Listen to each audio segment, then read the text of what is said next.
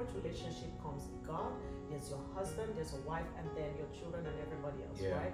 And if you have that together as a couple, all other relationships are secondary. They're not that important that you should allow it to come into your relationship, right?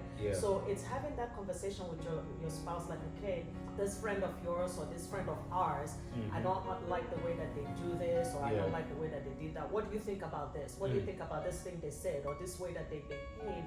And not necessarily attacking your spouse for the friends that they had before they met you, or the friends you did that in the past. You know, let's you be attacking me before. So man, I mean, how did we get past all that? Growth, right? Maturity. Then my wife would be like, you know, you're the one making them disrespect me. No, not you're the one making them. I used to say it's your fault that this friend acted disrespectfully to it. And I'm like, I'm not God. How did I make people do stuff? Like, I'm not a minute science, you know?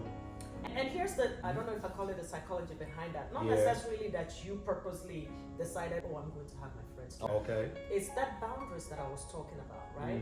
When you set... you're going to establishing boundaries together. Yes. When you set boundaries, there are certain things your friends or family will not even say in your ear or into your relationship. Let's take, for example, let's use something so simple like phone calls. You know, when you're single, like, I'll be on the phone with whoever friend forever and 12 years.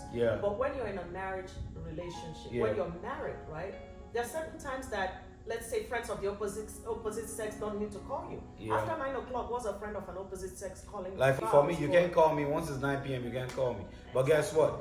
But there are people who can call me by 9 p.m. But one thing is this, right? It's establishing that understanding. I established that understanding with my wife. Right? But you can't call me by 9 p.m. except it's an emergency. I'll pick up if it's an emergency.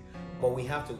Before, man, when I just got married, I'd be like, man, what you mean, man? Well, what did I used to say then? You'd be like, you still living like you single. Yeah, that's what I used to say. And my wife would be like, you're living like you're still single. Because I had these friends, you know, they were really toxic, you know. And I'm going to tell you this. You have somebody calling and talking, oh my goodness. And my wife would be like, man, what's going on? 10 p.m., 11 p.m. So honestly, yes. And then your friends know, they start to realize, okay, there are certain things. I've known this guy for 550 years. However, their spouse I'm married comes now, first, so right? hey. So it's that behavior of you showing them that your spouse comes first. That respect automatically goes to your spouse. So show empathy and not blame each other. Right. Show empathy. Because when you show empathy, like, I know that my wife doesn't want people calling me late. So what I do is, I say, you know what, let me just show love. So I put myself in her shoe and I tell people, please, once it's 9 p.m., don't call me. Is it because I don't want it, or because it really is, it's kind of like respect? Or I mean, I don't know if I said unethical. No, actually. it's respect for you. Because when I was single, man, you can call me anytime. Exactly. But I'm married now, but she don't want to call. So guess what? You can't call me by 9 p.m. You won't call me. Got to be something important. Got to be spiritual. You want prayers. You want something really spiritual. You know what I'm saying?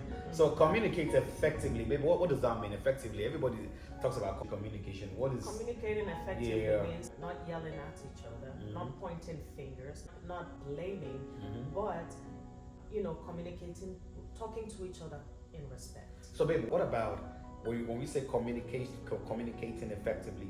So when you identify this toxic friends, you're talking with your spouse.